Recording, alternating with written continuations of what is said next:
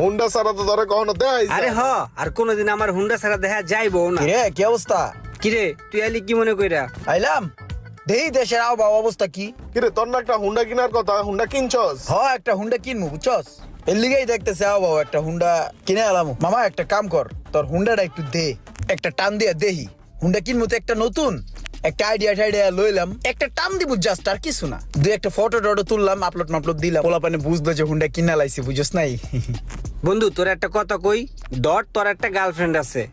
এখন তোর যদি আমি কই যে বন্ধু তোর গার্লফ্রেন্ডটা আমার 5 মিনিটের লেগে দে, লইয়া একটু ঘুরি চুরি 2-4টা ছবি টবি তুলি, একটু ফেসবুকে পোস্ট দিমু, তুই কি দিবি?